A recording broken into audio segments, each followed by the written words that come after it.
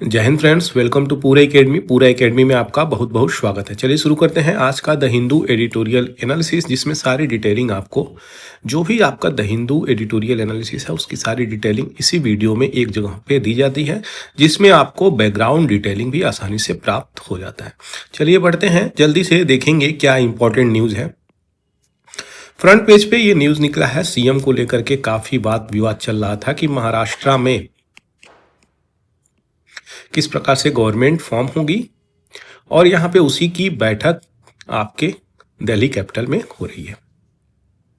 बात निकल के आ रही है कौन यहाँ पर सीएम बनेंगे, तो ये तो कहीं ना कहीं क्विट करते हुए नजर आ रहे हैं, लेकिन देखिए पॉलिटिक्स है, कुछ भी हो सकता है आने वाले समय में। अब बात निकल के आ रही है यहाँ पे कि दिल्ली की मीटिंग में फाइनल हो नहीं पाया ये चीजें कि एक्चुअली में किसको सीएम बनाया जाए। तो बिना सीएम के ही अभी चीजें चल रही हैं, मीटिंग खत्म हो चुकी है। फिर वाद विवाद होगा तो आपको कंफर्म करी जाएगी कौन यहाँ पे चीजें निकल के आ रही हैं। ज्यादा चांसेस हैं यही शायद सीएम बने। देखते हैं क्या चीजें निकल के आएंगी। दिल्ली में मीटिंग चल रही है। आगे बढ़ते हैं, इंपॉर्टेंट न्यूज़ पे देखेंगे। मणिपुर को लेकर के काफ़ी इंपॉर्टेंट यहाँ पे न्यूज़ चल रहा है। कहा जा रहा है कि सीएम बीरेन सिंह जो यहाँ पे मणिपुर के सीएम हैं, यहाँ पे रिजाइन नहीं कर रहे हैं। तो ये कौन कह रही है? मिजोरम पार्टी कह रही है, याद रखिएगा। मिजोरम पार्टी यहाँ पे ये बातें बोल रही है। सही मायने में अगर देखा जाए दोस्तों, तो अगर यहाँ पे मैं आपको बताऊं, मणिपुर में दो कम्युनिटी निकल के आती है, एक कुकी, दूसरा मिताई ग्रुप। कुकी जो है शेड्यूल्ड ट्राइब का इसको दर्जा मिल चुका है बहुत पहले से ही, जिसके कारण इसको रिजर्वेशन मिलती है, स्कीम्स का लाभ मिलता है, लैंड परचेजिंग में आसानी से जमीन खरीद सकती है हिल वाले एरिया पे। हिल क्या होता है? ये अगर वैली है तो वैली वाले लैंड की नहीं बात कर रहे हैं, जो हिल वाली एरिया है यहाँ पे, वहाँ पे जाकर के ये लैंड खरीद सकते हैं। किसको? कुकी कम्युनिटी को। अब यहाँ पे जो मिताई ग्रुप है इसको शेड्यूल्ड ट्राइब में नहीं ऐड किया गया है, ये बात याद करिएगा। याद रखिएगा, शेड्यूल्ड ट्राइब में ऐड नहीं किया गया है, जिसके कारण वो यहाँ पे लैंड नहीं खरीद सकते। वैली के नीचे ही रहते हैं। सबसे ज़्यादा 50, 60, 70% पॉपुलेशन मिताई ग्रुप की है, उसके बावजूद भी ये चीज़ें नहीं खरीद सकते। ये हिंदू कम्युनिटी से निकल के आते हैं, ये कोई क्रिश्चियनिटी से निकल के आते हैं, वहाँ के रीजनल ट्राइबल ग्रुप भी है। यही टसल यहाँ पे तब शुरू होती है जब वहाँ की हाई कोर्ट, कहाँ की? मणिपुर की, ये कहती है कि इस ग्रुप मिताई ग्रुप को भी शेड्यूल्ड ट्राइब का दर्जा देना चाहिए। तो दोनों कम्युनिटी में क्लैशेस स्टार्ट हो जाते हैं। आज तक वो परिस्थिति बनी हुई है आपके मणिपुर में। मणिपुर की अगर बात करें, डिटेलिंग देखें, तो यही वाला वो पार्ट है, बिष्णुपुर, थौबल, चुरचानपुर। ये रीजन काफ़ी ज़्यादा वायलेंसेज और राइट्स यहाँ पे हो रही हैं। फोर्सेस लगा दी गई हैं, arm force special power act भी लगा दिए गए हैं, जिसे एप्सा बोलते हैं। लेकिन अभी भी थमने को चीज़ें राजी नहीं है, यहाँ पे चीज़ें चल रही हैं वैसे। तो पॉलिटिकल जो विल की मुझे कमी लगती है, वही इसका मेन कारण लगता है। मणिपुर यहाँ पे देखा जाए तो मणिपुर नॉर्थ ईस्ट का एक स्टेट है। मेरा क्वेश्चन ये है, कितने इंटरनेशनल कंट्री से बॉर्डर टच करता है, कितने भारत के राज्यों से, स्टेट से बॉर्डर टच करता है? दोनों चीज आप कमेंट सेक्शन में जरूर से बताएं, क्योंकि क्वेश्चंस यहां से आ सकते हैं। बात करी जा रही है दोस्तों पंबन ब्रिज की। ये पंबन ब्रिज आपके तमिलनाडु में है। रामेश्वरम और मेनलैंड, ये दोनों को जोड़ता है ये ब्रिज। तो रामेश्वरम जो भारत का शिवलिंग है, जहां पे श्री रामचंद्र जी ने पूजा किया था, शिवलिंग की स्थापना करके, किसको?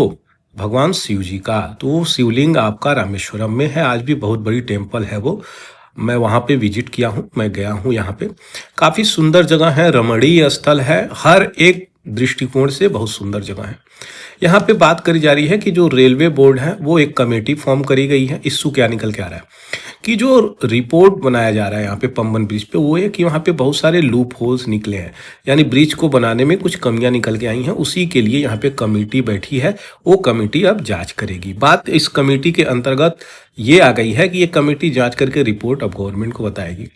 2.05 किलोमीटर की ये ब्रिज है, जो ऑलमोस्ट 72 मीटर लॉन्ग यहाँ पे वर्टिकल लिफ्ट है। वर्टिकल लिफ्ट क्या होता है? अगर ये ब्रिज है, यहाँ से कोई शिप जा रहा है तो यहाँ पे वर्टिकल लिफ्ट है, ये उठ जाएगा ऐसे, और यहाँ से शिप क्रॉस कर जाएगी, फिर ये नीचे आ जाएगा। यही वर्टिकल लिफ्ट की बातें कर रहे हैं। अभी थोड़ी सी पहले आप थोड़ा सा यहाँ पे वीडियो देख लीजिए जो मैं यहाँ पे रिकॉर्ड करके आपको दिखा रहा हूँ।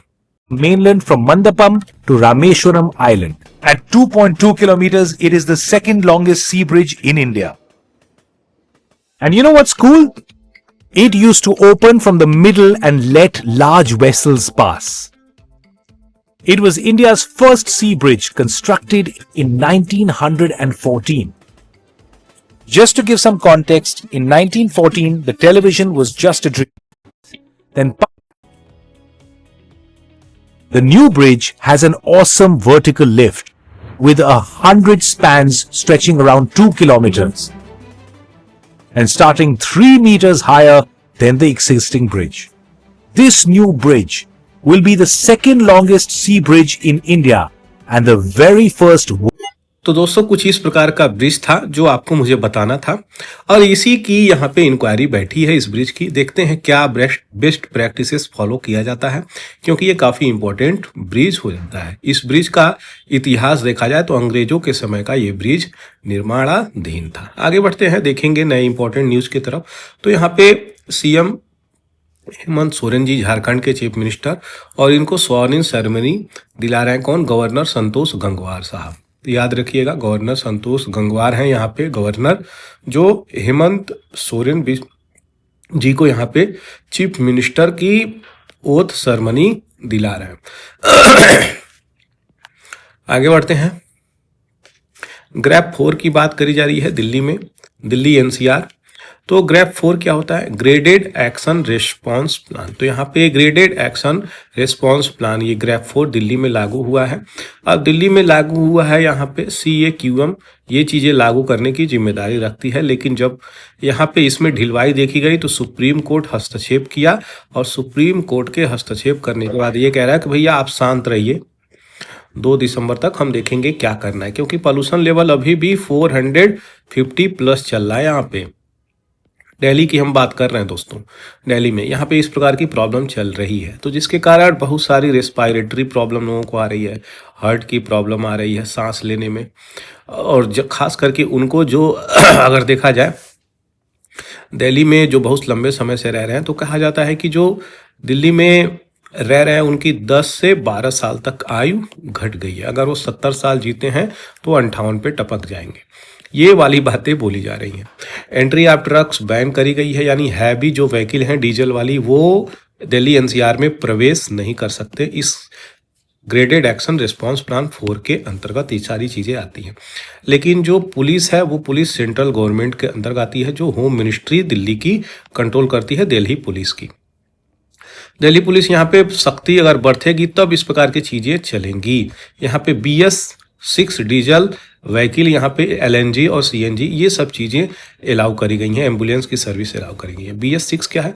आते हैं भारत स्टेज 4 पे। भारत स्टेज 4 ऐसा इंजन है जहाँ पे कार्बन का इमिशन ज़्यादा होता है, ये एक प्रकार से इंजन है। अब BS4 से सीधे BS6 पे भारत टच किया है, ये 5th वाले को हम ऑप्ट नहीं किए हैं, याद रखिएगा। हम लोग सीधे किस पे पहुंच गए हैं? BS6 पे। तो ये गैप हो गया, 5वां हम लोग नहीं किए, सीधे 6 पे शिफ्ट किए हैं। अब 6 पे शिफ्ट किए तो इस इंजन की अगर बात करें तो ये कार्बन इमिशन कम करती है इसके अपेक्षा, इसीलिए यहाँ पे बात करी जा रही है कि सुप्रीम कोर्ट इस पे देखेगा, विचाराधीन लेगा। जाहिर सी बात है लेना भी चाहिए, क्योंकि पोल्यूशन दिल्ली में बहुत ज़्यादा बढ़ गई है। CPCB की भी बात करेंगे बैकग्राउंड में आकर के। यह एक स्टैट्यूटरी बॉडी है, इन्वायरमेंट मिनिस्ट्री के अंतर्गत आती है। 9 रीजनल डायरेक्टोरेट हैं, स्थापना 22 सितंबर 1974 को आती है। Water prevention and control act के 1974 के अंतर्गत ये स्थापना होती है। लेकिन ये पावर और फंक्शन कहाँ से लेती है? ये एयर से लेती है, यानी air prevention and control pollution act 1981 से ये पावर लेती है। स्थापना इसका वाटर से होता है। बोर्ड जो है कंडक्ट करता है इन्वायरमेंटल असेसमेंट और रिसर्च करता है क्या क्या चीज़ें चल रही हैं, और इसका कार्य क्या है कि नेशनल लेवल और स्टेट लेवल, यूनियन टेरिटरी के लेवल पे जा करके देखना कि एयर क्वालिटी किस प्रकार से मॉनिटर करी जा रही है। NAMP इसी का निकाला हुआ है, जो फोकस करता है एयर, वाटर, नॉइज और म्यूनिसिपल सॉलिड वेस्ट पॉल्यूशन को लेकर के। दिल्ली की पॉल्यूशन की अगर देखें तो कंट्रीब्यूशन 50% की जो है दिल्ली का कंट्रीब्यूट करता है क्या, व्हीकल से पॉल्यूशन, इसीलिए व्हीकल को बैन किया गया है। Tyre, brake, wear and tear यहाँ पे लिखा है जो 24% निकल के आता है, तो ये ज़्यादा है। दिल्ली में व्हीकल की अगर बात करें दोस्तों तो एक आदमी के पास 3-3 गाड़ियाँ हैं, कहीं कहीं 5-5 गाड़ियाँ हैं। तो बेटा का अलग गाड़ी है, बेटी का अलग गाड़ी है, मम्मी का अलग गाड़ी है, पापा का अलग गाड़ी है, और पापा का तो 2-2 गाड़ी है, मम्मी का तो 2-2 गाड़ी है।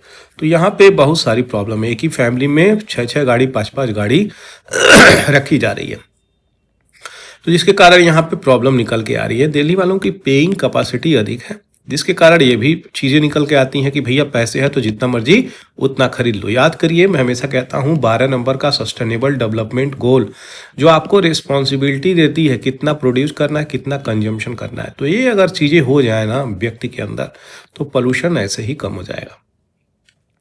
आगे बढ़ते हैं, कुछ इंपॉर्टेंट एक्ट है। कंजर्वेशन एक्ट, जो वाटर प्रिवेंशन कंट्रोल एक्ट है 1974, प्रिवेंशन कंट्रोल सेस एक्ट ये भी 74 में आता है, एयर का एक्ट 81 में आता है, फॉरेस्ट कंजर्वेशन 1980 में आता है, इन्वायरमेंटल प्रोटेक्शन 86 में, लाइबिलिटी वाली 91 में, और ये बायोडाइवर्सिटी 2002 में। यहाँ सारे से क्वेश्चन बने हैं जो अभी आपको मैं इस स्लाइड में पढ़ाया हूँ। दोस्तों अगर आपको वीडियो अच्छी लग रही हो तो आपसे मेरा विनम्र निवेदन है कि इसको जरूर से आप फेसबुक वाले एप्लीकेशन पे शेयर कर दें, ताकि ये लंबे से ज़्यादा लोगों तक ये वीडियो पहुँच सके और आसानी से ये लोग वीडियो का लाभ उठा सकें। इंस्टाग्राम पे शेयर कर सकते हैं, व्हाट्सएप पे शेयर कर सकते हैं। साथ ही साथ अगर आपको अच्छा लग रहा हो तो चैनल को सब्सक्राइब जरूर से कर दें, बेल आइकन दबा सकते हैं, और जो भी यहाँ पे वीडियो डालती हैं उसको अपडेट आपको प्राप्त हो जाएगा। तो ये अच्छी चीज़ है दोस्तों, आप इसमें हमारा मदद कर सकते हैं। आपके एक सब्सक्राइब करने से जो फ्री ऑफ कॉस्ट है आपका कुछ नहीं जाएगा, लेकिन चैनल ग्रो होने में काफ़ी मदद मिलती है। तो ये इस प्रकार से मेरा आपसे विनम्र निवेदन है, आप जरूर से जरूर इसको शेयर करें अपने फेसबुक वाले प्लेटफॉर्म पे। आगे बढ़ते हैं, काफ़ी इंपॉर्टेंट और अच्छा एडिटोरियल है दोस्तों, इसको अच्छे से देखा जाएगा, क्योंकि अगर बात करी जाए आज के परिदृश्य में तो बहुत सारी प्रॉब्लम निकल के आ रही है। वो क्या है, तो आज की अगर फ्रॉडरी देखें यानी फ्रॉड, तो बहुत सारा ऑनलाइन फ्रॉड चल रहा है भारत में। भारत में अगर 2023 से अगर देखें या 2024 तक, तो फ्रॉड ऐसे स्पाइक किया है, बहुत ज़्यादा यहाँ पे फ्रॉड चल रहा है, यानी ऑनलाइन फ्रॉड की हम बात कर रहे हैं। तो आप अपने मोबाइल का इस्तेमाल सही ढंग से करिए, जिसके कारण आप ऑनलाइन फ्रॉड से बच सकते हैं। क्या क्या चीज़ें निकल के आ रही हैं, सबसे पहले देखेंगे यहाँ पे कि साइबर थ्रेट जो होता है वो किसी को भी यहाँ पे प्रॉब्लम में डाल सकता है। ऐसा मैटर है ही नहीं कि आप कितना भी एजुकेटेड हो आप नहीं पढ़ सकते। बहुत ही अच्छे अच्छे नॉलेजेबल ह्यूमन बीइंग और एक्सपर्ट तक इसके चक्कर में पड़ चुके हैं, इस प्रॉब्लम में फंस चुके हैं, इस फ्रॉड के शिकार हो चुके हैं। इसलिए सचेत रहना इतना आवश्यक है कि आपको हर प्रकार की जानकारी लेना ही पड़ेगा। यहाँ पे बहुत सारे लोग अपने पैसों को गंवा चुके हैं। उसका जो तरीका ये क्रिमिनल्स, साइबर क्रिमिनल्स अपनाते हैं, ईमेल स्पूफिंग की वजह से, मैलिशियस फाइल्स भेज के, social engineering, cyber bullying, identity चुरा करके, जॉब फ्रॉड करके, बैंकिंग फ्रॉड कर करके। साइबर बुलिंग क्या होता है, किसी भी व्यक्ति को आप ऑनलाइन उसके कैरेक्टर को इस प्रकार की चीज़ें करते हैं, तो ये साइबर बुलिंग की कैटेगरी में आता है। ये सब थी जो वेबसाइट के तहत आपको मैं यहाँ पे बता रहा हूँ, डायरेक्टली होम मिनिस्ट्री की वेबसाइट से यहाँ पे चीज़ें साइबर क्राइम का यहाँ पे निकाल के लेके आया हूँ। कई प्रकार से यहाँ पे प्रॉब्लम निकल के आ रहा है दोस्तों। अगर आज के परिवेश में हम देखें तो हमें ये देखने को मिल रहा है कि कहीं भी कोई भी शिकार बन रहा है। आज के अगर समय में देख रहे हैं तो हर प्रकार की चीज़ों को हमें देखने को मिल रहा है। आपके कुरियर पार्सल से लेके बैंकिंग फ्रॉड तक, आपको वीडियो कॉल करने तक की हर प्रकार की प्रॉब्लम ये निकल के आ चुकी है आज की डेट में। और बहुत तेज 2023 से ही इसकी स्पाइक हुई है, यानी नंबर ऑफ फ्रॉड जो केसेस हैं बहुत ज़्यादा बढ़े हैं। तो इसमें हमें बच्चों को भी और जो एल्डर पीपुल हैं उनको भी यहाँ पे बहुत ज़्यादा सचेत रहने की ज़रूरत है। कोई भी किसी भी प्रकार की ये चीज़ें अगर होती हैं ऑनलाइन, तो तुरंत जा करके cybercrime.gov.in पे आप रिपोर्ट कर सकते हैं या फिर 1930 पे कॉल करके आप बता भी सकते हैं। गवर्नमेंट ने इस प्रकार की फैसिलिटी दी है। नहीं होगा तो जिस अकाउंट में आपने पैसे ट्रांसफर किए हैं, अगर जल्द से जल्द आप एक्शन लेते हैं तो उस अकाउंट को फ्रीज कर सकती है। हालांकि वो लोग भी बहुत एक्टिव होते हैं, वो अकाउंट से तुरंत कई सारे अकाउंट में पैसे ट्रांसफर कर देते हैं। तो ये भी प्रॉब्लम निकल के आती है जो आपको समझनी बहुत ज़्यादा जरूरी है। सबसे ज़्यादा यही आपको बचा सकता है। किसी भी कीमत पे, चाहे पुलिस हो चाहे प्राइम मिनिस्टर हो, डरने की जरूरत नहीं है। वो वहां पे बैठे हुए हैं पुलिस का वेश धारण करके, भेड़िए, और उनको जब वीडियो कॉल पे आप लोग देखते हैं तो डर जाते हैं। भारत में इतना पुलिस से डरने की प्रथा चालू कैसे हुई? अंग्रेजों के जमाने से चालू हुई है ये चीजें। तो इसलिए पुलिस रिफॉर्म की बहुत ज्यादा मांग भी चलती है कि इसमें रिफॉर्म किया जाए ताकि लिबरल आइडियोलॉजी बन सके पुलिस की समाज में। तब जाकर के लोग डरेंगे नहीं। यहाँ पे सारा खेल डर का है, सारा खेल इज्जत का है। तो डर और इज्जत जिसको इतना प्यारा है वही इसमें ज्यादातर फंस जाता है। चलिए आगे बढ़ते हैं। बात करी जा रही है दोस्तों डिजिटल अरेस्ट। ये डिजिटल अरेस्ट क्या होता है पहले समझेंगे, उसके बाद आगे बढ़ेंगे थोड़े से एडिटोरियल पे और डिटेलिंग बैकग्राउंड भी इसको दी जाएगी। डिजिटल अरेस्ट एक प्रकार का सिस्टम है। अब सिस्टम कैसे है, मान के चलिए आपका ये घर है, ठीक है। इस घर में आप रहते हैं, आपका बच्चा रहता है, आपके हस्बैंड रहते हैं, 3 लोग रहते हैं, 4 लोग रहते हैं, ठीक है। तो ये आपके घर की पूरी इंफॉर्मेशन भी निकाल लेते हैं क्योंकि सोशल मीडिया नेटवर्क साइट पे आप सब कुछ शेयर करते हैं, ठीक है। क्या करते हैं आप? शेयर करते हैं। अब शेयर करने की वजह से उनके पास पूरी आंकड़ा हो जाती है। क्यों? जो आपको ट्रैक करते हैं, जो आपको कई महीनों से ट्रैक कर रहे हैं कि इनका क्या रूटीन है, कहाँ आते हैं, कहाँ पर जाते हैं, किस प्रकार से ये अपनी जीवन यापन कर रहे हैं, फैमिली मेंबर कितने हैं, आपके फैमिली कहाँ तक पड़ी है, सब कुछ ट्रैक ये ऑनलाइन मीडिया से कर सकते हैं। प्लस डाटा की लीक भी होती है, डाटा लीक भी हो जाती है। यानी आधार कार्ड का अगर बात करें तो वो भी बहुत ज़्यादा प्राइवेट सिक्योर्ड नहीं है, वहाँ भी चीज़ें डाटा लीक हुई हैं। तो ये भी एक प्रॉब्लम है जिसके कारण अब हैकर्स की हम बात करेंगे। हैकर्स का क्या काम है? सीधे आपके यहाँ पे फोन करते हैं। इतना सब इंफॉर्मेशन लेने के बाद, ये सब इंफॉर्मेशन लेने के बाद आपके यहाँ वो फोन करेंगे। फोन करके अगर आप अकेले हैं तो वेल एंड गुड, नहीं है तो भी वेल एंड गुड। उनके लिए फोन करके बोलेंगे कि मैं यहाँ से सीबीआई ऑफिस से बोल रहा हूँ, और वो पूरे यूनिफॉर्म में होंगे, पूरे यूनिफॉर्म में होंगे, और आपसे बोलेंगे आपको डिजिटली अरेस्ट किया जाता है। यानी आप अब कहीं जा नहीं सकते, फोन को काट नहीं सकते, 24 घंटा आप फोन पे रहेंगे। फोन को आप काटने की अनुमति आपको नहीं दी जाती है। फोन आप काटेंगे तो आपके घर पुलिस आ जाएगी, और पुलिस आ जाएगी आपको अरेस्ट करके लेकर के जाएगी। तो आपको सबसे पहला यहीं पे समझ लेना है कि ये इनका रोल क्या होता है। आपको सबसे पहले इनका फियर फैक्टर है, आपको डराते हैं क्या करने के लिए कि अरेस्ट हो जाएंगे आप। डरना बिल्कुल भी नहीं है, यहीं पे आप बच जाएंगे। जहां भी डराने वाली बात आए समझिए वहां फ्रॉड है कहीं ना कहीं। तो ये फ्रॉड से अगर बचना है तो डरना बिल्कुल भी नहीं है, मत डरिए। क्या होगा? अरेस्ट करके लेके जाएगा आपको, क्या कर लेगा पुलिस?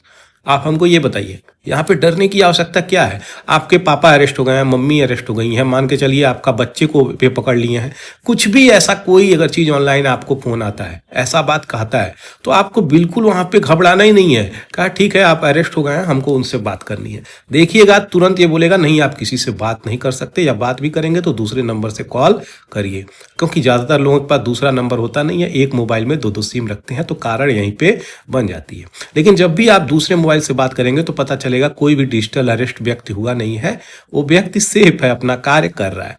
तो इस प्रकार की चीजें निकल के आती हैं, और आपसे ये क्या मांगते हैं? रैंसम, फिरौती मांगते हैं। कहते हैं हमको 5 लाख दे दो, 10 लाख दे दो, या फिर 40 लाख दे दो। जैसे ही आपकी अपनी कैपेसिटी है बैंक अकाउंट में, उस हिसाब से आपसे पैसा मांगते हैं। डर कर आप 5 लाख, 10 लाख, 20 लाख, 1 करोड़ जो भी आपके पास है वो आप इनको पैसा प्रोवाइड करते हैं। क्यों? क्योंकि आपको अपना रिस्पेक्ट प्यारा है, आपको अपना फैमिली मेंबर प्यारा होता है। अरेस्ट को लेकर के पुलिस से सब लोग यहाँ पे डरते हैं। तो यही कहानी है, इसी को डिजिटल अरेस्ट बोलते हैं। आप हिल नहीं सकते वहां से, जिसके कारण आप फोन पे लगे हुए रहते हैं। ऐसे देखिए स्क्रीन पे, आप स्क्रीन पे 24 घंटा रख के रहेंगे, चारों तरफ से दरवाजा का पर्दा लगा देगा, घर बंद करवा देगा, सब कुछ बंद करवा देगा, किसी की एंट्री अलाउ नहीं होगी। यहाँ पे डरना नहीं है, डरना ही इनका हथियार हो चुका है। जैसे आप डरेंगे उसी का ये फायदा उठा करके आपके बैंक अकाउंट से पूरा पैसा साफ कर सकते हैं। इस चीज को ज्यादा से ज्यादा लोगों तक फैलाइए, क्योंकि आज की डेट में अगर देखा जाए ना, तो देखिए कैसे ये साइबर क्राइम बढ़ा है। बैकग्राउंड में अगर चले तो फिशिंग अटैक, आपको ईमेल भेजा जाएगा, चाहे जो भी, इस प्रकार से DDoS सिस्टम भेजा जाएगा, आपके सिस्टम को क्रैक कर सकता है। ये विशिंग अटैक भी होता है, वायरसेस, जिसे हम, हालांकि ये living virus non living virus type का चीज़ नहीं है, ये एक प्रकार से मालवेयर वाली बात हो रही है। मालवेयर अटैक, उसके बाद से इंजेक्शन अटैक, उसके बाद से मैन मिडिल अटैक, यानी यहाँ पे मिल करके password attack, brute force attack, spyware और स्क्रिप्टिंग। हर प्रकार से साइबर अटैक आज के डेट में बहुत तेज गति से बढ़ रहा है।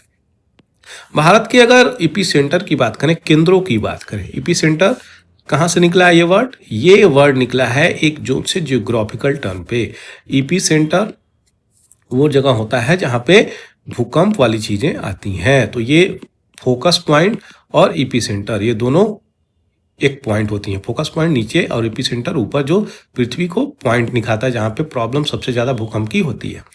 अगर बात करें यहाँ पे, तो केंद्र कहाँ पे है, हम केंद्र को लेकर के समझेंगे। भरतपुर राजस्थान में 18% के आसपास इनका अड्डा बना हुआ है साइबर क्राइम का। मथुरा में सबसे ज्यादा एपी सेंटर है, 12%। नूह हरियाणा में पड़ता है, नूह में दंगे भी हुए थे, याद है, 11%। देवघर झारखंड में। जामतारा सबसे ज़्यादा फेमस है, जामतारा पे एक वेब सीरियल भी बनी है जामतारा, 9.6%। जैसे ही आपको अगर और ज़्यादा डिटेलिंग चाहिए तो आप जामतारा सीरीज जरूर देखें, आपको यूट्यूब पे भी मिलेगा ये, और आपको एप्लीकेशन पे भी मिलेगा। बहुत सारे ऐसे OTT प्लेटफॉर्म हैं जहाँ पे आपको मिलेगा, जैसे कि नेटफ्लिक्स पे ये चीज़ें मिल जाएंगी। गुड़गांव में ये चीज़ें 8 पॉइंट, अलवर, बोकारो, करनालैंड और गिरिडीह भी झारखंड में। ये देखिए झारखंड एक प्रकार से अड्डा बना हुआ है। तो सबसे ज्यादा यहाँ पे निकल के आ रही हैं ये भारत में क्राइम। इसी चीज की बातें बोली जा रही हैं इस एडिटोरियल के द्वारा कि 44 वर्ष की हैं यहाँ पे रुचि गर्ग, जो गाजियाबाद उत्तर प्रदेश की रहने वाली हैं, और अगस्त में यहाँ पे 13 मिनट व्हाट्सएप ऑडियो कॉल इनके पास आता है। उसके ये वीडियो कॉल सोशल मीडिया पे ये चीज़ें, इंटरनेट पे ये चीज़ें बहुत सारी डालती थी। तो इनसे 8 घंटे यहाँ पे फ़ोन पे इनको रहना पड़ा, और उनको कहा गया कि उनका बच्चा एक प्रकार से विशेष क्राइम में फंसा हुआ है, जिसके कारण आपको पैसा भेजने पड़ेगा। वहां से पुलिस का यूनिफॉर्म पहन के बोल रहा था, और उनके बच्चे की भी आवाज़ पीछे से आ रही थी। सोचिए यहाँ तक है, ये किसका इस्तेमाल कर रहे हैं, आर्टिफिशियल इंटेलिजेंस का इस्तेमाल करके उनके बच्चों की आवाज़ तक ले रहे हैं। आपका बच्चे का आवाज़ कैसे आ पाएगा उनको, सोशल मीडिया साइट्स पे। सोचिए आपका आवाज़ कितना वैल्यू है। अगर आपके पापा को फ़ोन जाए, आपके पेरेंट्स गार्जियन को फोन जाए, और आपके आवाज में ही बात करे कोई कि पापा इस अकाउंट पे पैसा भेज दीजिए, हम फंस गए, आपके पापा क्या करेंगे? क्या दिमाग जाएगा वीडियो कॉल करने का? नहीं जाएगा। तो ये चीजें याद रखिए, जब तक कंफर्मेशन हो ना जाए पैसा किसी को नहीं भेजिए। ये भी एक इंपॉर्टेंट है, पैसा भेजना ही क्यों है इस वाले चीज में।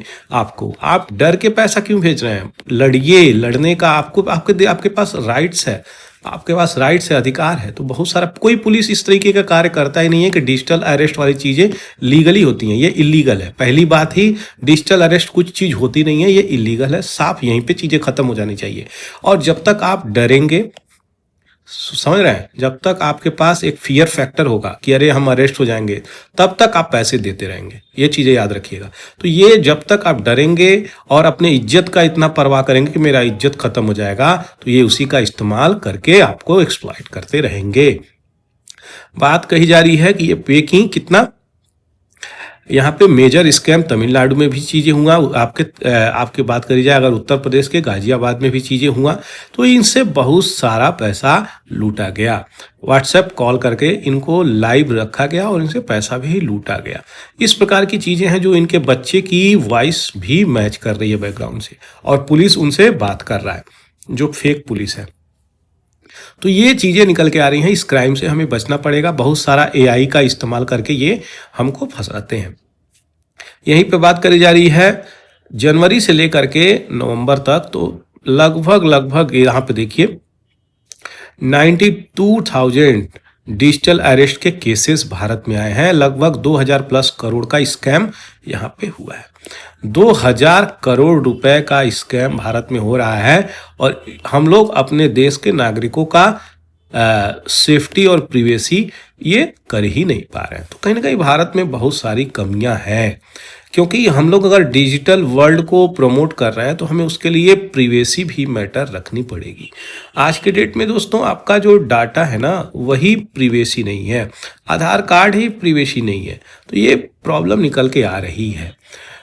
यहाँ पे हॉस्टेज डिजिटली की बात करें तो सुनीता मेहता भी थी 57 साल की, इनका नाम बदल दिया गया है। कोई लेडी थी यहाँ पे, ऐसे समझ लीजिए।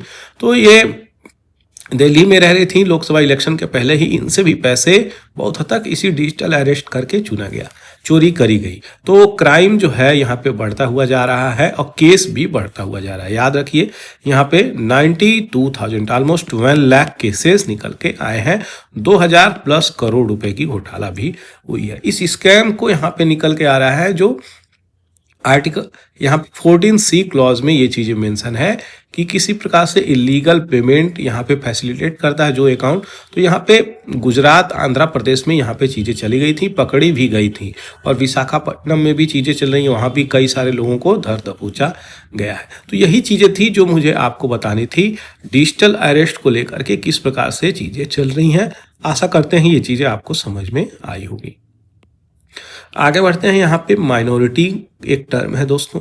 माइनॉरिटी वैसे तो इंडियन कॉन्स्टिट्यूशन में डिफाइन नहीं किया गया, कॉन्स्टिट्यूशन में इसको डिफाइन नहीं किया गया। सेक्शन ऑफ सोसाइटी की बात करी गई है, यानी सोसाइटी के कुछ तबके के लोगों की ही बात करी गई है। तो यहाँ पे बांग्लादेश में जो मेजॉरिटेरियन ग्रुप है वो मुस्लिम है, और जो वहाँ पे माइनॉरिटी ग्रुप है वो क्या है, हिंदू है। इंडिया में बात करी जाए तो इंडियन में मेजॉरिटी क्या हो जाते हैं, हिंदू। माइनॉरिटी में क्या आ जाते हैं यहाँ पे, मुस्लिम। तो इंडिया में ऐसे उल्टा है, यहाँ पे सीधे उसका उल्टा है। अब यहाँ पे वायलेंट प्रोटेस्ट हो गया। कैसे, तो चिन्मय दास जो इस्कॉन के वहाँ पे लीडर है, इस्कॉन के पृष्ठ हैं, उनको अरेस्ट किया गया है। बहुत सारे लोग वहाँ पे हजारों की संख्या में प्रोटेस्ट कर रहे हैं। ये सनातनी हिंदू यहाँ पे बांग्लादेश में जो लोग हैं वो प्रोटेस्ट कर रहे हैं। क्या की डिमांड है, किसका, चिन्मय दास जी का। उनको अरेस्ट कर लिया गया है जब, तो की डिमांड है कि मोहम्मद यूनिस जो अभी इंटरिम गवर्नमेंट यानी मध्यस्थता कर रहे हैं सरकार चलाने में, 5 अगस्त को जो ये चीज़ें निकल के आई, तो 8 अगस्त को इंटरिम गवर्नमेंट वहाँ पे फॉर्म हो गई। 2024 की बात कर रहे हैं, जब शेख हसीना भारत आ गई हैं। तो यहाँ पे उसी इंटरिम गवर्नमेंट को ये चला रहे हैं, मोहम्मद यूनिस जो चला रहे हैं। तो यहाँ पे safety of the country 20 million strong religious minority, लगभग 2 करोड़ लोग वहाँ पे हिंदू, क्रिश्चियन और बुद्धिस्ट जो माइनॉरिटी को फेस करते हैं। तो हिंदू, क्रिश्चियन, माइनॉरिटी, 3 कम्युनिटी है वहाँ पे, हिंदू, क्रिश्चियन और माइनॉरिटी। इनको टारगेट किया जा रहा है इस्लाम मेजॉरिटेरियन मॉब्स के द्वारा। 2000 डॉक्यूमेंटेड एक्ट ऑफ वायलेंस भी मिले हैं। 9 मेजॉरिटी मेंबर यहाँ पे जो यहाँ पे हसीना की अवामी लीग के हैं, उनकी मृत्यु भी हो चुकी है। तो मिस्टर दास की बात करी जा रही है, चिन्मय दास, जो बांग्लादेश में अरेस्ट हो गए हैं। और यहाँ पे बांग्लादेश की जो यहाँ पे इस्कॉन टेम्पल है उसके ये हेड है। अब यहाँ पे 8 पॉइंट की डिमांड करी जा रही है, किसके द्वारा, चिन्मय दास जी के द्वारा। क्या, कि स्पीडी ट्रायल कराया जाए, जो भी माइनॉरिटी का प्रोसिक्यूशन हो रहा है, माइनॉरिटी को प्रोटेक्शन ऑफ लॉ दिया जाए, और माइनॉरिटी अफेयर मिनिस्ट्री भी किया जाए। 5 डे पब्लिक हॉलीडे होना चाहिए दुर्गा पूजा में, इनका डिमांड हो रहा है। मिस्टर यूनिस यहाँ पे माइनॉरिटी के रिप्रेजेंटेटिव करने पहुंचे थे। दक्षिणेश्वरी यहाँ पे टेम्पल है, वहाँ पे भी गए। बांग्लादेश फोर्स यहाँ पे क्रैकडाउन करने के लिए है, कहें कि संभालने के लिए यहाँ पे फोर्स लगाया गया है। लॉ और पीसफुल दोनों चीजें देखी जा रही हैं। मिस्टर दास की बात करें तो ये सैफ्रॉन फ्लैग को हाथ में लेकर के वहां पे लहरा रहे थे और बांग्लादेश का जो नेशनल फ्लैग है उससे ऊपर ये रख दिए तो उनको बुरा लग गया होगा शायद। तो इसी तरीके से उन पे सेडिशन का चार्ज, देशद्रोह का चार्ज लगा दिया गया है, जिसके कारण कम्युनल वायलेंसेस इरप्ट आउट हो गए हैं। कहाँ पे? बांग्लादेश में। इस्कॉन ग्रुप के यहाँ बात करें तो कोर्ट में ये चीजें चल रही हैं, बहुत सारा क्रिटिसिज्म भी निकल के आ रहा है यूनुस गवर्नमेंट का। यहाँ पे बांग्लादेश को कहा जा रहा है कि जो प्रोटेस्ट कर रहे हैं माइनॉरिटी, उनको प्रोटेक्ट तो करिए कम से कम, नहीं तो वायलेंसेस और ज़्यादा हो जाएंगे। मोदी गवर्नमेंट की बात करें तो यूनिस गवर्नमेंट के साथ कुछ अच्छा टाई अप है नहीं दोस्तों, इंडिया को कुछ अच्छा फेवर करते नहीं है। वो तो शेख हसीना थी जो इंडिया के साथ चल के चली थी और इंडिया भी उनके साथ मिल करके चला था, इसीलिए तो इंडिया में आके सरली हैं। आरोप की अगर बात करें तो इंडिया यहाँ पे मिस रिप्रेजेंटिंग कर रहा है सिचुएशंस, ऐसा वो आरोप हम पे लगा रहे हैं। न्यू दिल्ली ये चाहता है कि जो माइनॉरिटी यहाँ पे है उसकी सिक्योरिटी बांग्लादेश में हो। इस प्रकार की चीज़ें होनी चाहिए, कम्युनिकेशन दोनों देश में होनी चाहिए, तभी जा करके यहाँ पे फ्रीडम ऑफ ऑल सिटीजन्स आ पाएगी। ये सब मेजर की लेने की बात करी जा रही है कि एक्शन लेने की आवश्यकता है, साथ ही साथ जो राइट्स है माइनॉरिटी की वो भी देने की बात करी जा रही है। अब यूनिस की बात आ जाती है तो हमें देखना पड़ेगा कि ये व्यक्ति है कौन जो इंटरिम गवर्नमेंट अभी बांग्लादेश में चला रहा है। तो ये इनका जन्म अगर देखा जाए तो 28 जून 1940 को चिटागोंग में होता है, जो ब्रिटिश इंडिया में यहाँ पे होता है। आज के डेट में बताएं तो बांग्लादेश हो चुका है भारत की मदद से। ये ईस्ट पाकिस्तान ही था, याद रखिएगा, एक वेस्ट पाकिस्तान जो आपका पाकिस्तान है भारत का, और एक ईस्ट पाकिस्तान। तो ये पहले ईस्ट पाकिस्तान था, आज क्या हो गया है, बांग्लादेश बन चुका है। तो ये फाउंडर थे, किसके फाउंडर हैं, तो फाउंडर ऑफ ग्रामीण बैंक। ये इनको जब नोबेल पीस प्राइज मिला ना, तो इसी चीज को लेकर के 2006 में इनको नोबेल पीस प्राइज मिला कि ग्रामीणों को भी लोन लेने का कम से कम ऐसी सुविधाएं मिले ताकि वो अपने जीवन को और आगे लेकर के चलें। इकोनॉमिस्ट हैं बहुत बड़े ये, तो यहाँ पे इस प्रकार की चीजें लेकर आए और ग्रामीण बैंक के ये फाउंडर बन गए, जिसके कारण बहुत ज्यादा देशों में ये ग्रामीण बैंक की स्थापना होती है। भारत में भी ग्रामीण बैंक उस समय आया, तो ये बहुत सारे कंट्री में इस प्रकार की चीजें फैली। हालांकि इकोनॉमिक पॉइंट ऑफ व्यू से बहुत ही एक्सपर्ट आदमी ये है। तो ये थी पूरी इनकी गाथा, आशा करते हैं चीजें आपको समझ में आई हैं। चलिए लोकेशन भी देख लिया जाए क्योंकि काफी इंपॉर्टेंट हो जाता है। बात करी जा रही है यहाँ पे प्रोविंसेस की, तो यहाँ पे रंगपुर और ढाका, सिलहेट, चिट्टागोंग, जहाँ पे यहाँ पे इंटरिम गवर्नमेंट के अभी जो चला रहे हैं वो जन्म लिए थे, जो पहले इंडिया में थी, बरिशाल और खुलना और राजशाही, और ये आपका ढाका है। वेस्ट बंगाल से बॉर्डर टच करता है, बे ऑफ बंगाल नीचे आ जाता है, म्यांमार से बॉर्डर टच करता है ये चिट्टागोंग, त्रिपुरा से बॉर्डर टच करता है, ऊपर मेघालय से बॉर्डर टच करता है। तो 1 2 3 4 यहाँ पे बॉर्डर टच करता है, और नेपाल से ये बॉर्डर नहीं टच करता है, बस थोड़ा सा जगह में मिल जाता है इसको, ये बॉर्डर टच नहीं करता है नेपाल से, याद रखिएगा। तो ये थी पूरी डिटेलिंग, और सही प्रकार से देखा जाए तो यही अपना बांग्लादेश है, यही चिकन नेक यहाँ पे बोली जा रही है, जो बॉर्डर टच करता नहीं है। आशा करते हैं ये चीज़ें आपको समझ में आई होगी। और यहाँ पे अगर देखा जाए तो ये बांग्लादेश है, और यहाँ से निकल के रोहिंग्या नेपाल भी पहुँचे हैं, और कुछ निकल के यहाँ से भारत में भी प्रवेश कर दिए हैं।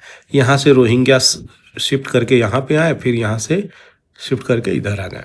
कुछ लोग कह रहे हैं कि असम में पहुँच गए, तो बहुत ज़्यादा लोकेशन पे रोहिंग्या पहुँचे हैं, क्योंकि उनके लिए कोई लैंड है ही नहीं, उनकी कोई रिकॉग्निशन मिली ही नहीं है। म्यांमार ने उनका बहुत ज़्यादा शोषण किया है, उनको बहुत ज़्यादा मारा पीटा गया है, और जो भी महिलाएं हैं, वुमेन हैं, चिल्ड्रेन हैं, उनको लेकर के बहुत दयनीय स्थिति आज भी बनी हुई है। आगे बढ़ते हैं, देखेंगे कुछ इंपॉर्टेंट न्यूज। फर्स्ट मूव की बात करी गई है, जैसा कि गुकेश चेस प्लेयर है और एक रिनाउंड चेस प्लेयर बन चुके हैं। वर्ल्ड चेस चैंपियनशिप यहाँ पे सिंगापुर में हो रहा है, जो कि आपको पता ही होगा।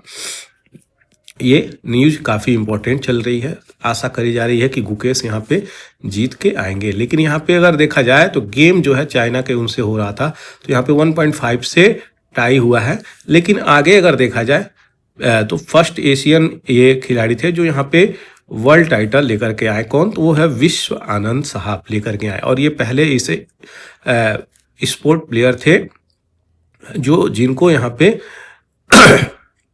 अवार्ड मिला है। कौन सा? स्पोर्ट्स का सबसे बड़ा अवार्ड इन्हीं को पहले मिला है। वो अवार्ड का नाम क्या है आप कमेंट सेक्शन में लिख सकते हैं। आज के डेट में वो अवार्ड का नाम भी बदल दिया गया, अमाउंट भी बदल दिया गया, सब कुछ बदला है। अगर आपको पता हो तो कमेंट सेक्शन में जरूर लिखें। यहाँ पे देखा जा रहा है ये गुकेश जो है यहाँ पे उनका टैलेंट यहाँ पे किसी से कम नहीं है, बहुत अच्छी क्वालिटी है। और यही विश्वनाथन ही उनको ट्रेन कर रहे हैं।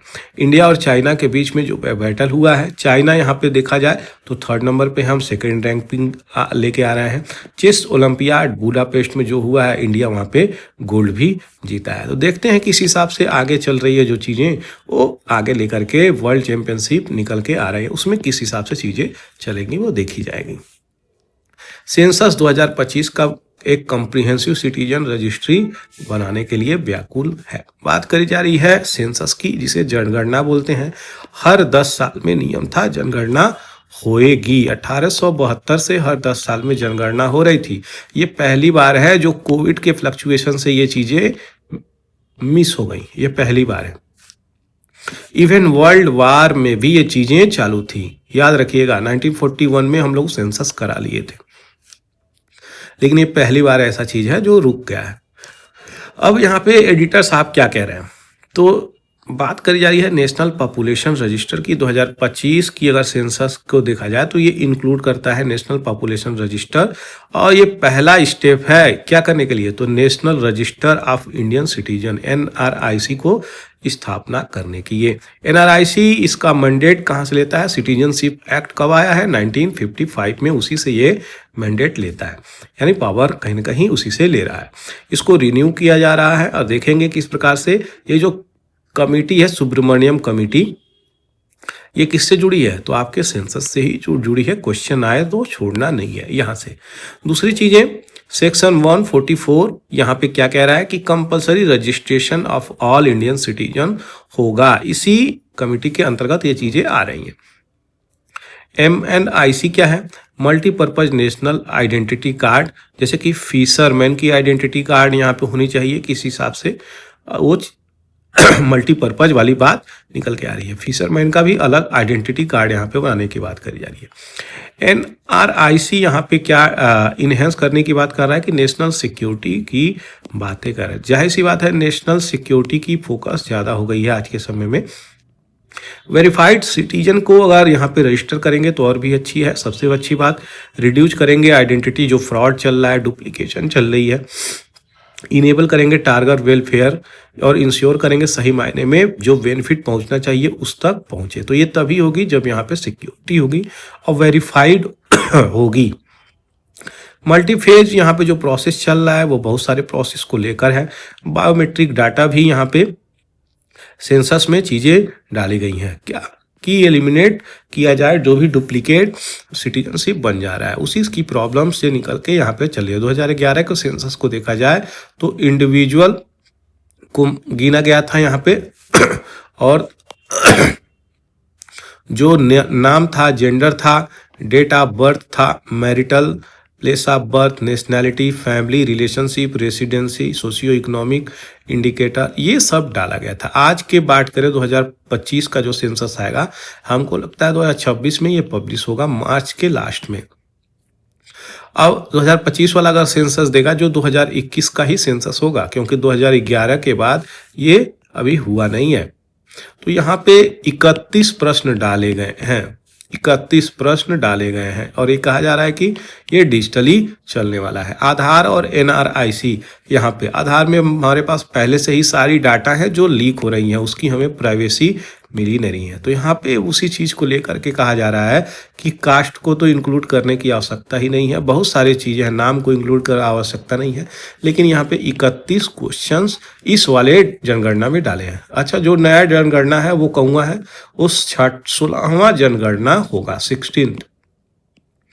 याद रखिएगा। तो आसाम में क्या चीज़ें चल रही हैं, एनआरसी, यहाँ पे नेशनल रजिस्टर ऑफ सिटीजन, वहाँ के कौन कौन से सिटीजन हैं, कौन नहीं है, कौन बांग्लादेश से 1975 के बाद भाग के वहाँ पे आए थे और अपनी यहाँ पे पहचान तक नहीं बनवाए, तो उनको यहाँ पे बाइकआउट करने की बात इसी रजिस्टर के अंतर्गत बोली गई थी।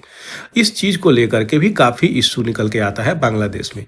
अब यहाँ पे इसी कंसर्न को लेकर के चलें तो प्रीवेसी और पोटेंशियल सब यहाँ पे मिसयूज हो जाएगा। अगर बायोमेट्रिक इंफॉर्मेशन की हम बात करें, अगर उसको प्रीवेसी उसकी हम नहीं दें तो डाटा लीक हो जाएगा, डाटा बेचा भी जाता है, जिसके कारण बहुत सारे फ्रॉडरी आज के डेट में हो रहे हैं। तो ये जो इनिशिएटिव है एनआरआईसी, देखते हैं किस प्रकार से लेकर के चलती है गवर्नमेंट ऑफ इंडिया।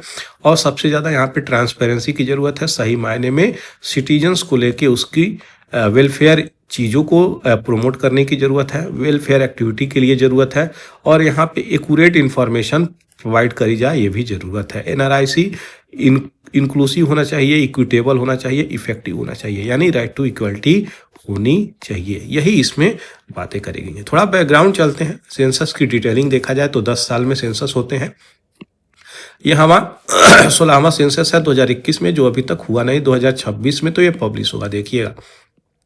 31 क्वेश्चन डाले गए, हर 10 साल में होता है। सबसे पहला 1872 में सेंसस हुआ था, लॉर्ड मायो ने कराया था। फर्स्ट कंप्लीट सेंसस हुआ था 1881 में। ये कंप्लीट नहीं था, लेकिन 1872 में पहला हुआ।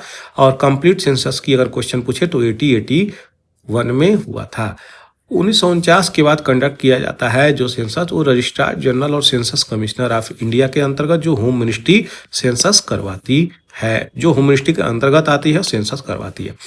सेंसस 1951 से कंडक्ट हो रहा है। 1948 सेंसस ऑफ इंडिया एक्ट के अंतर्गत ये चीज़ें होती हैं जो कॉन्स्टिट्यूशन में मेंशन है। इस सेंसस की अगर बात करें तो ये गवर्नमेंट को बाइंडिंग नहीं है कि आपको इसी डेट में इसी तारीख को करा ही देना है। इसीलिए तो यहाँ पे देखिएगा 21 का सेंसस है, आएगा 26 में, उसके बाद पुनः 31 में 2031 में सेंसस शुरू होगा। ये चीज़ें हैं। कोविड-19 आने से के बाद से ये चीज़ें रुक गई और 1951 से यहाँ पे फर्स्ट सेंसस ली गई हैं, यानी 9th आफ्टर 1872। ये चीज़ें याद रखिएगा जो इम्पोर्टेंट हो जाता है। तो ये बैकग्राउंड डिटेलिंग थी सेंसस को लेके। आशा करते हैं आपको अच्छा लगा होगा। आगे बढ़ते हैं।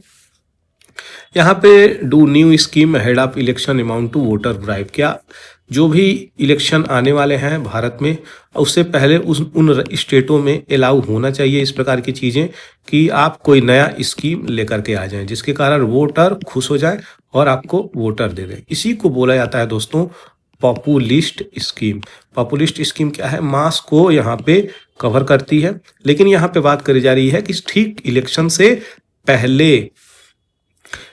ठीक पहले आ जाए, उसके बाद आपको वोटिंग मिल ही जाएगी। तो महाराष्ट्र में इलेक्शन है, कुछ इस प्रकार से इलेक्शन चला था।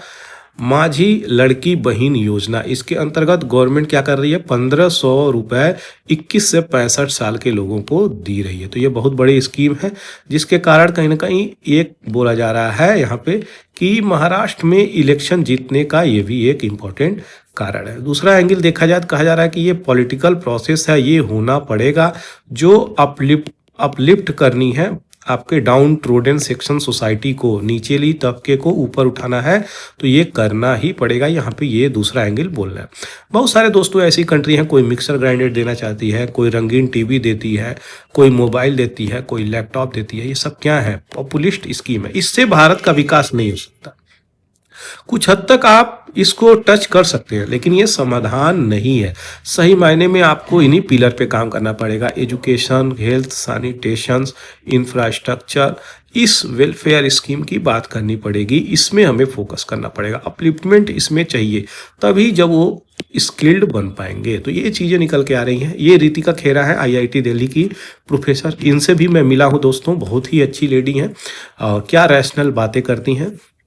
उन्हीं का ये और इनका विकास रावल जी का, इनका यहाँ पे चीज़ें निकल के आ रही हैं जो मुझे आपको यहाँ पे बतानी थी। तो पॉपुलिस्ट स्कीम की अपनी ड्रॉबैक्स हैं, अपनी कुछ बेनिफिट्स हैं, उन दोनों मुद्दों को यहाँ पे हम लोग समझें। तो इलेक्शन से ठीक पहले यहाँ पे देने का क्या औचित्य है? अगर आपको देना हो तो आप इलेक्शन से पहले भी ये चीज़ें दे सकते हैं कि नहीं दे सकते हैं। अगर राज्य में ऐसी चीज़ें हैं तो इलेक्शन से पहले दे दीजिए, अगर आपका इतना इंटेंशन है तो।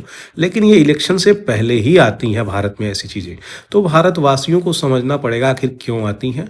वो अपने फायदे के लिए ही बस यहाँ पे सोचेंगे तो वोट उन्हीं को दबा के आएंगे जो स्कीम इस प्रकार की ला रहे हैं।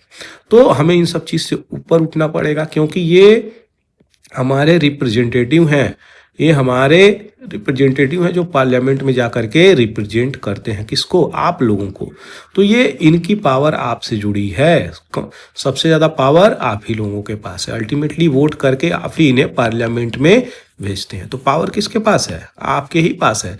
वो अलग बात है कि यहाँ भारत की जनता को अगर देखा जाए तो बहुत मायने में यहाँ पे माल प्रैक्टिसेस हो जाते हैं इलेक्शन में, जिसके कारण प्रॉब्लम निकल के आ जाती है। तो ये चीज़ें नहीं होना चाहिए। ये चीज़ें तभी नहीं होगी जब इस प्रकार से रोक लगाई जाएगी, कोड ऑफ कंडक्ट कुछ ब्रॉड लेवल पे चेंज होंगी। तो आशा करते हैं चीज़ें समझ में आई हैं। फ्रेंड्स, अगर समझ में आई हैं तो चैनल को जरूर से सब्सक्राइब कर दीजिएगा, इससे हमें बहुत ही ज़्यादा इंस्पिरेशन मिलती है। ANI की अगर डिफेमेशन सूट यहाँ पे चल रहा है, एशियन न्यूज इंटरनेशनल की बात करी जा रही है।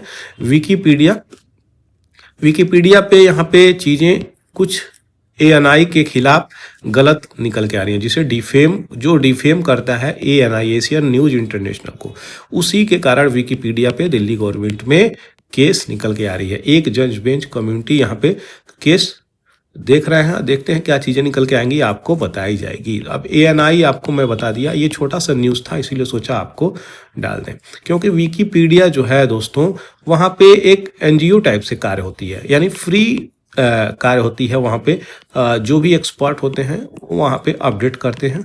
ये सोर्स ऑफ इंफॉर्मेशन कहा जाता है कि ये इसको रिलायबल सोर्स ऑफ इंफॉर्मेशन बस लोगों की सोचों में ही है, इसको रिलायबल माने ना लोग। तो यही चीज़ें निकल के आ रही हैं और यहाँ पे आरोप लग रहा है यहाँ पे विकीपीडिया पे कि ANI के खिलाफ कुछ गलत ये लिखा हुआ है, तो इसी के लिए न्यूज़ निकल के आया है। यहाँ पे ICC को देखेंगे, उसके बाद यहाँ पे देखेंगे बेंजामिन नेतन्याहू साहब को। ICC अभी रिसेंटली हमको पता है अरेस्ट वारंट निकाला है farmer defence minister of Israel और यहाँ पे अगर बात करें किसके खिलाफ, बेंजामिन नेतन्याहू इजराइल के PM है, इनके खिलाफ। तो ये 2001 रोम इंस्टीट्यूट में इसकी स्थापना करी जाती है। इंडिपेंडेंट कोर्ट के रूप में कार्य करता है। किसी भी इंडिविजुअल को अगर सीरियस इंटरनेशनल क्राइम करता है तो ये पनिश करता है। फोकस एरिया के साथ जीनोसाइड हो रहा है, क्राइम अगेंस्ट ह्यूमैनिटी हो रहा है, वार क्राइम, अग्रेशन, इस तरीके से। इसकी कोई फोर्स नहीं है दोस्तों, ये स्टेट कोऑपरेट करेगा, मतलब कंट्री कोऑपरेट करेगा तभी इसको आप अरेस्ट कर पाएंगे, नहीं तो नहीं कर पाएंगे। क्रिमिनल ट्रायल चलाता है, इम्पोज कर सकता है, फाइन और जेल भी भेज सकता है। नीदरलैंड में ये चीज़ें स्थापना है। इंटरनेशनल कोर्ट ऑफ जस्टिस की बात करें तो ये भी हेग में ही है। ये ब्रॉड वे में जाता है दोस्तों, यानी ब्रॉड वे में ICJ और ICC केवल क्रिमिनल वाली चीज़ें फोकस करता है। अब यहाँ पे आएंगे Benjamin Netanyahu cease fire Hezbollah से रख लिए हैं, एग्रीमेंट रख लिए, ठीक है हम नहीं करेंगे। तो कारण यहाँ पे कई सारा बताया जा रहा है। पहला कारण ये कहा जा रहा है कि अगर लेबनान को ये फोकस करेंगे तो इनके गाजा हाथ से निकलेगा, ये यहाँ पे फोकस नहीं कर पाएंगे, क्योंकि यहाँ पे सीधे देखिए लेबनान यहाँ पे है, इस वाले पार्ट में इनको फोकस करना पड़ेगा, गाजा इस वाले पार्ट में है। तो कहाँ कहाँ इजराइल फोकस करेगा, प्लस बगल में सीरिया है, इसके अगल बगल आएगा तो ईरान मिल जाएगा। तो यहाँ पे छोड़ करके ये ईरान पे फोकस करना चाहता है। ईरान भी इसमें इंटेलिजेंस दिखाया है, बहुत सारे मिसाइल ईरान से भी गए हैं इजराइल में। तो इस कारण यहाँ पे कह रहा है कि हमें लेबनान से संधि करनी है। तो ये लेबनान से संधि करने का 2-3 कारण बताया है। पहला कारण आपको बता ही दिए कि वो गाजा वाले पे फोकस करना चाहता है, उसके बाद ईरान पे फोकस करना चाहता है, फिर जा करके अपनी चीज़ों को ये टैकल करेगा जियोपॉलिटिक्स पे। और गाजा वाले बात में तो ये कुछ कहा भी नहीं है, यानी ये यहाँ पे पूरा का पूरा फोकस एरिया इसी का है। बात करी जा रही है 1947 से लेकर के प्रेजेंट समय तक। देखिए ये पहले पैलेस्तीन था, आज के डेट में इजराइल बना पड़ा हुआ है। ये वाला सेशन सबसे ज़्यादा इंपॉर्टेंट होता है। ओस्लो एकॉर्ड होता है एक, कही जाती है कि भैया ठीक है, आपको अपना अपना ग्रुप दे दिया जाता है, लेकिन बाद में देखिए अभी तक ये चीज़ें शांति नहीं हुई है। ये बहुत ही पुराने समय से चीज़ें चली आ रही हैं। आशा करते हैं चीज़ें समझ में आई होगी। एचआईवी को लेकर के काफ़ी इम्पोर्टेंट यहाँ पे आर्टिकल निकला हुआ है। कहा जा रहा है कि मिस हैंडल जो हो रहा है मेडिकल से, जो भी वेस्ट मटेरियल निकल रहे हैं, सिरिंजेज, पट्टियाँ, इन्फेक्टरी मटेरियल, जो भी चीज़ें निकल के आ रही है, उसको सही प्रकार से हैंडल नहीं किया जा रहा है, जिसके कारण ये चीज़ें प्रोग्रेस में हो जा रही हैं। कौन? एचआईवी, एड्स, ये प्रॉब्लम निकल के आ रही है। 1988 में यूएस पास करता है मेडिकल वेस्ट ट्रैकिंग एक्ट और स्ट्रॉन्ग नियम कानून बनाता है कि किस प्रकार से हॉस्पिटल से निकलने वाले वेस्ट मटेरियल को आप टैकल करेंगे, ट्रैक करेंगे। 1986 में इंडिया भी मेजर स्टेप लेता है इन्वायरमेंट प्रोटेक्शन को लेकर के, और यहाँ पे एक्ट आती है 1986 में, इन्वायरमेंट प्रोटेक्शन एक्ट। 86 में इसी साल एचआईवी केस भी भारत में आ जाता है। 1998 की अगर बात करें तो parliament biomedical waste management handling rules लेके आता है 1998 में, और हैजार्डस और डिस्टिंक्ट्स इसमें अंतर करने की बात करता है। सेंट्रल और स्टेट पोल्यूशन बोर्ड दोनों ये चीज़ें देखने के लिए सक्षम है। एचआईवी की बात करें तो दोस्तों ह्यूमन इम्यूनो डिफिशियंसी वायरस होती है जो आपके सेल्स को ही अटैक करती है, जो आपको बॉडी से लड़ने में मदद करती है। तो जो आपकी बॉडी को ताकत देती है उसी पे ये टारगेट कर देती है। कौन? ये वायरस। तो ये इसका क्योर अभी तक नहीं है, लेकिन ट्रीटेबल है ये विथ मेडिसिन। तो ये चीज़ें थी, आशा करते हैं आपको समझ में आई है। दोस्तों समझ में आई है तो इसको शेयर करना बिल्कुल भी नहीं भूलें, खासकर उनके साथ जो यहाँ पे फेसबुक चला रहे हैं, आपके दोस्त हैं, कलीग हैं, फ्रेंड्स हैं, उनके साथ जरूर से शेयर कर दें, और सब्सक्राइब कर सकते हैं चैनल को, और बेल आइकन दबाना बिल्कुल भी नहीं भूलें, ताकि जो भी वीडियो मैं यहाँ पे अपलोड करता हूँ वो आसानी से आपको पहुँच जाए। Thank you for watching the Hindu editorial analysis bye पूरा एकेडमी। जय हिंद, जय भारत।